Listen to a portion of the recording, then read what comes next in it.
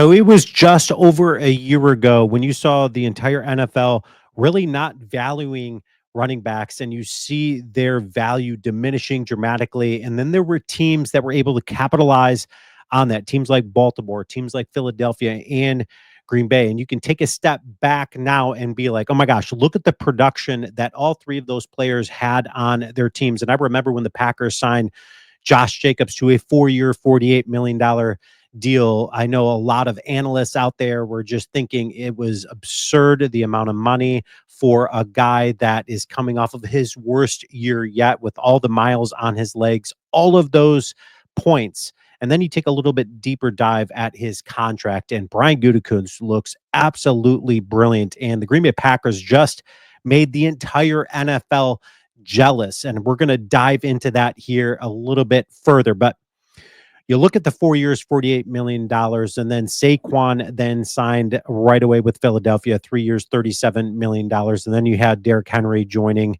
the Baltimore Ravens. So then you're taking a look at some running backs in the league that all of a sudden their value wasn't there. You got teams capitalizing on it. And then you have a restructuring of sorts, because then you got the San Francisco 49ers under Christian McCaffrey. They extend him out 2 years, $39 million. And unfortunately for the San Francisco 49ers and Christian McCaffrey, he just could not get out on the football field. So that essentially reset the running back market again. And we're going to look at that a little bit further. But when you look at Josh Jacobs' contract, he signed 4 years, $48 million, $12 million in guarantees, which pretty much paid for last year. And we saw the production out of him last year. And then this year, he's slated to make $8.2 million. Next year, he's slated to make 11.5 and then 13.5 in 2027. So you've got then the production of Saquon Barkley.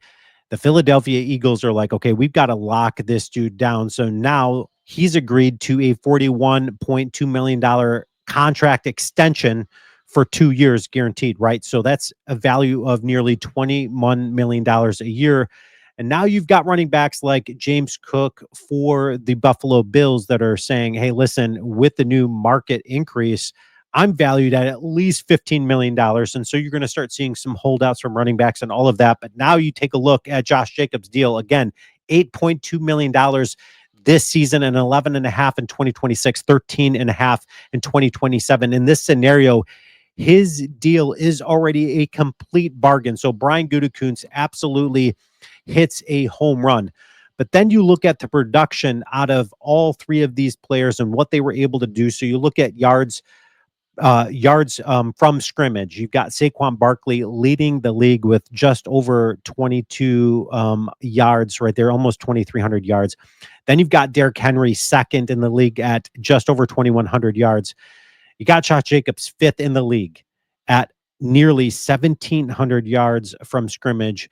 Absolutely absurd. The numbers there that Josh Jacobs was able to put up, 1,329 yards of rushing yards.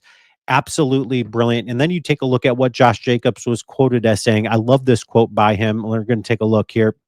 He says, I think we're going to be straight, man. I tell people all the time, we played the Philadelphia Eagles better than any other team that I've seen. And that was just me watching football and scouting. And I'm like, we gave them the best run for their money more than any other team out there. So I think if we're just a couple of pieces away. So then fast forward to the draft, you know that this offseason, Josh Jacobs was saying, hey, listen,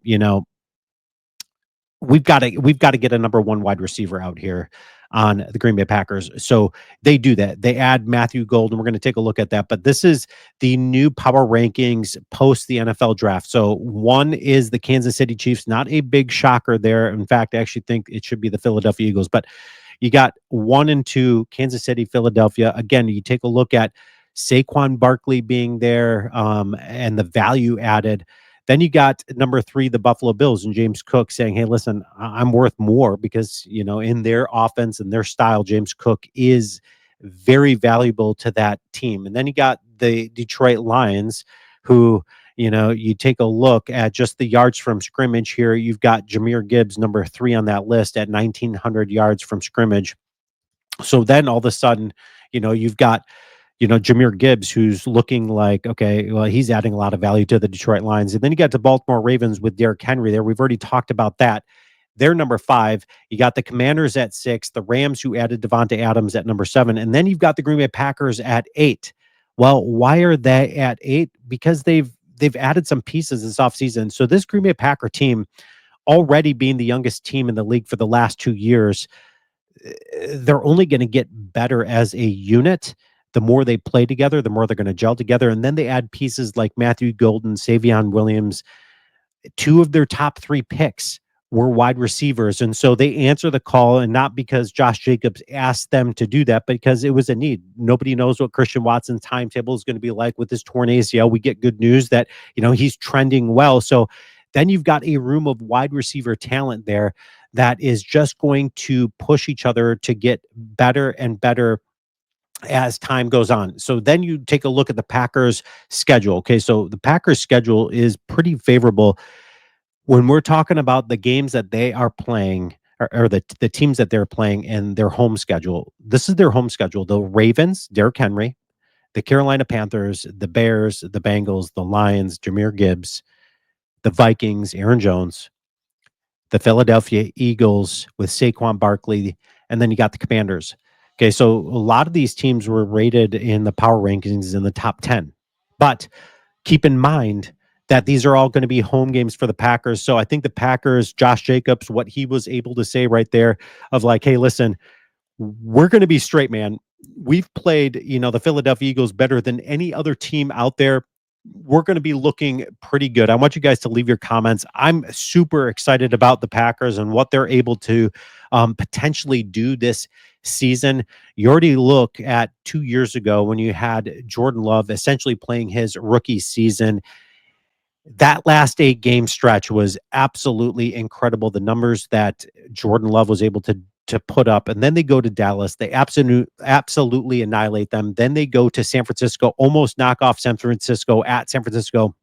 And then last year, they're battling some health issues. Jordan Love from week 1 against Philadelphia, with the knee injury, he just couldn't get right throughout the season. And then when it looked like he was trending, like he was getting better, then everybody else started getting hurt around him. So it wasn't the Packers season last year when you look at injuries and the amount of them piling up in the playoffs. Even if they were to get past the Philadelphia Eagles in the first round, they weren't going to get anywhere past that because of all of the injuries they sustained.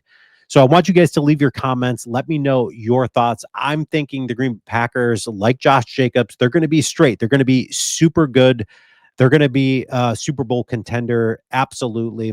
Leave your comments. And as always, go Pack Go.